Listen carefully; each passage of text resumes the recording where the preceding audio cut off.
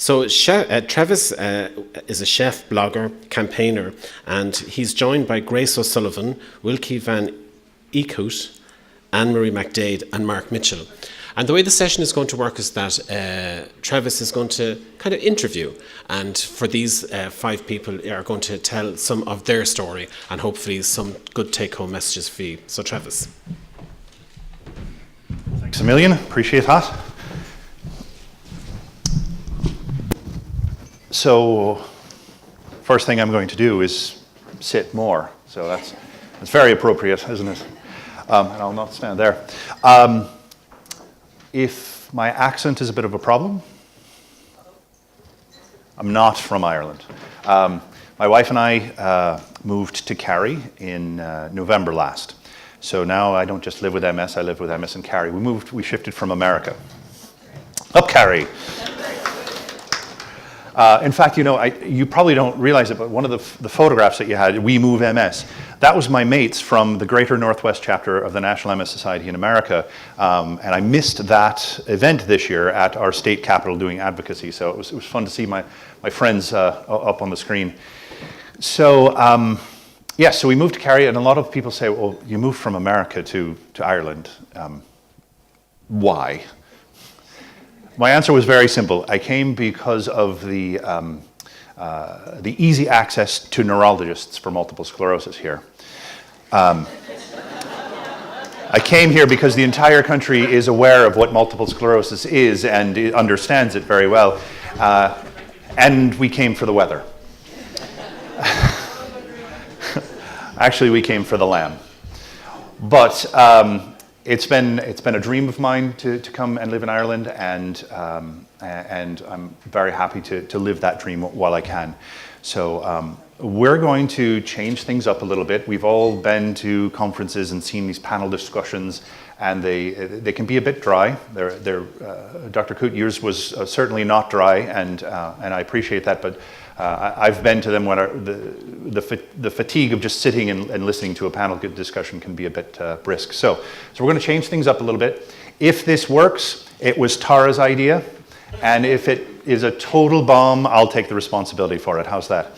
So I'm going to have a seat because, quite frankly, no one likes listening to the sound of my voice more than I do. And I can talk. Is Anne-Marie McDade. So Anne-Marie, if you want to come up and I'll introduce you. Anne-Marie is one of those people that makes you say, wow.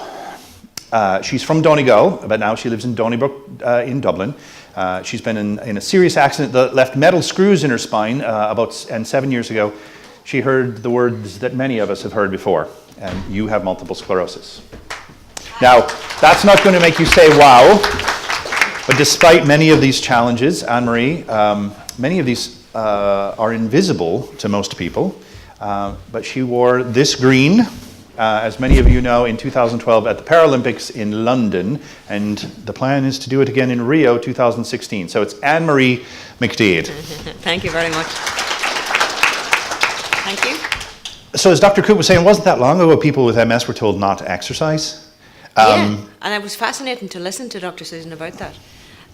Because I can even still see people with MS that are frightened to, no, you see, that's the bad side, so I couldn't possibly exercise the bad side.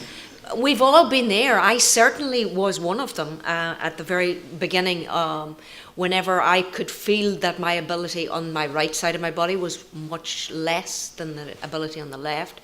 So what you tend to do when you have MS is that you say, well, now I can train the good side, but sure, the bad side has MS, and sure, it's never going to get any better. And in fact, nothing that Dr. Susan didn't already say to you, but I'm a complete advocate for the bad side is actually the one that you need to train more than you do the good side, so that you kind of equal out the balance. And I'm going to show you something in a few minutes' time, not now, you're out, about an exercise that Dr. Susan would probably agree with, and I've seen on your little screens about how good it can be for particularly the balance issue. You know, and that's funny. You said the bad side. I was once in a yoga class, I think it was, and I was talking about my bad leg, and that was my bad. And yoga teachers can be very touchy feely, can't they? She said, "Oh, Trevis, it's not your bad side; it's your affected side." I thought, all right, for your yoga class, it's my affected side, but when I leave, it's still my bad side. So you said that you were one of those people that exercise was an MS. Not just your physical self, but how has exercise changed your outlook and your sort of the mental part that you need to recharge in order to actually get on with living your life, MS or not? Well, I certainly, before I got involved with the Paralympic Games, I certainly was not one of those sporty types. You know, I could do a little bit of exercise. I could do a wee bit of running, but a wee bit. And it was a discussion about the Coronation Street episode the night before was much more interesting to me to partake in than the running. So it wasn't that I was a hugely, sporty type and here was I going to lose that part of my life or anything. That wasn't the case. But what I did find, and I was diagnosed for 2 years before I partook in anything to do with this exercise business. So I just, because I'm a total believer in the fact that you strengthen the weak side, but I was able to show and prove how to do this. In fact, Tara, maybe now is the right time. I'm just going to show you something, and it's exactly what Dr. Susan was talking about, the kitchen sink business, with the stand up on the toes and so on. I can advocate that I was that person, not the standing at the... Just explain. I'm going to show you an exercise that I certainly did, and I started really badly, and I'm going to show you at the start of where I progressed from the really bad, weak side, where Dr. Susan was also saying about give it 10 minutes, don't go in with an hour and a half of this exercise because you're going to be in such pain the following day, it's not worth it. But where you can start from and where you are physically capable of getting to. I have relapsing remitting. Sure, the people that are in wheelchairs here are sort of saying, it's easy for you to say that.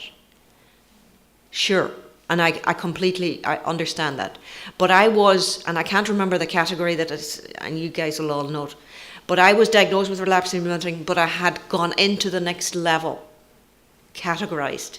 So I was progressing downward when I started this business. Right, we're going to get a demonstration and everything. I like this. Thank you so much, Aisling. Is that I started, are we on? Are we on? Yep. I started, no different from Dr. Susan was explaining about the kitchen sink business with the sand on the toes. However, this is what I did, and I had 2 chairs, one on either side so that you don't feel that you're going to keel over, is that I lifted one leg and I started off standing on the weak leg. So I stood for 1, 2, 3. And the next day, the next progression for me was to stand with only one hand. I'm assuming I have a chair here, right? So that you'd literally progress then to the stage of 1, 2, 3.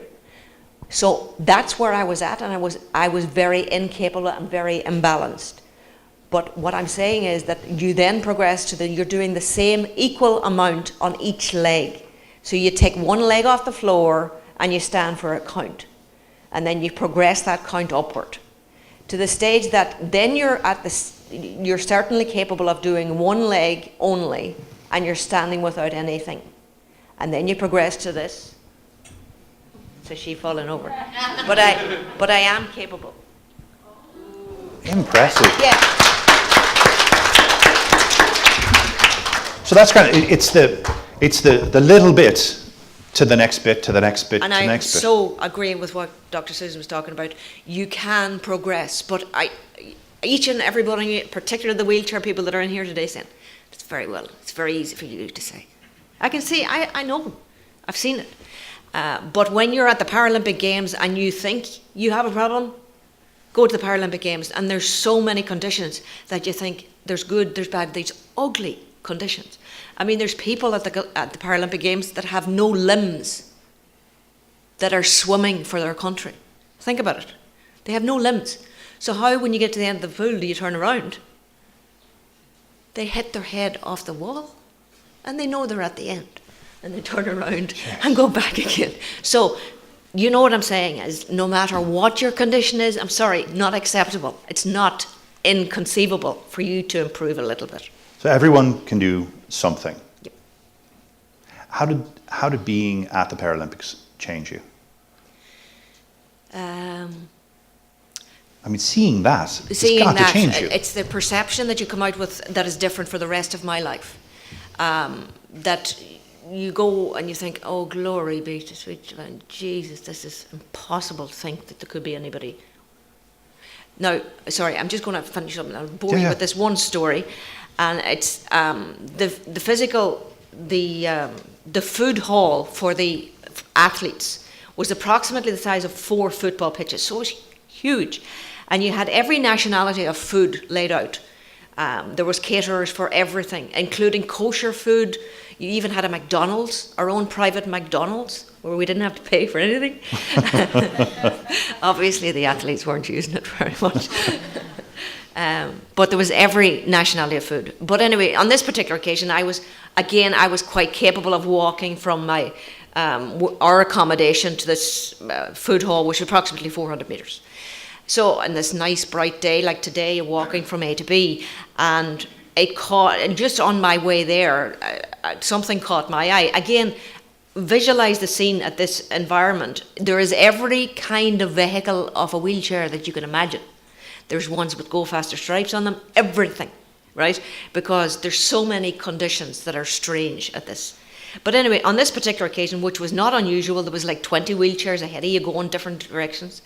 And this one particular guy got my attention because when I looked at him at first, I just thought, yeah, Harry, he's a young fella, great.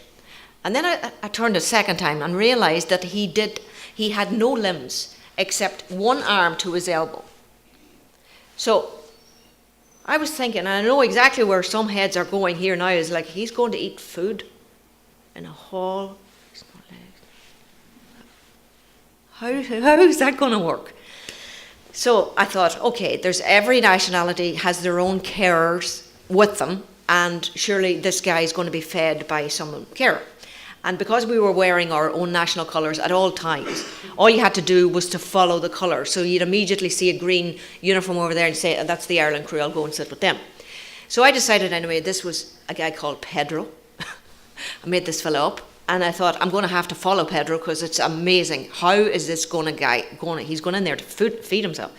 He went to the appropriate stand. The people there were trained to come to the other side of the food availability to him. He was immediately said, Pedro, what do you want? Says your woman. She eventually gets this tray on his little table in front of him with his meat and 2 veg, or whatever he had wanted. So now I'm thinking, okay, now we've got the tray with the meat and 2 veg, so he's obviously going to find his own team colours and go along, and the carer will be there to feed him. So he goes along, and I'm now figuring I can see that he's Vietnamese. So he goes to his owner. But no, I went to the side and I thought, I got to watch this. How is he going to be, But so I went to the side and I sat on a table that was opposite him, but away in the distance.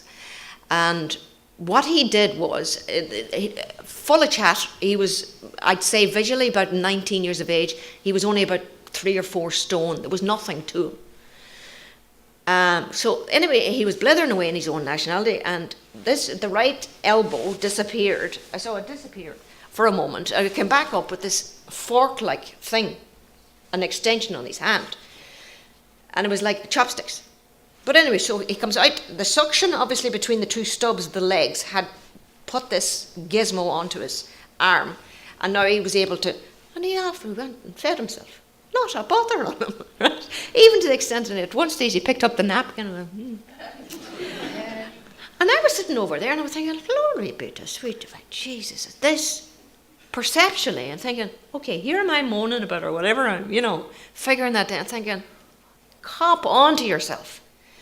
To the extent then we finished, and now he'd even got the napkin, he picked up the napkin and was able to clean the fork off his knee, or not knee, obviously, but and then this thing disappeared again, and suction between the 2 stubs again, up, and he's now armless again. And at that particular moment, he caught my eye looking at him. And I'm going, oh, glory be to Jesus. And immediately, automatically, you just naturally go, how are you?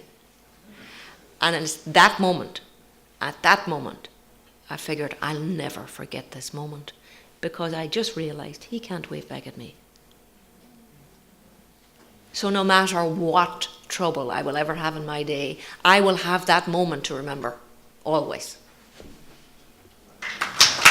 Amazing. Thank you so much. Thanks. And good luck in Rio. Yeah. Wow.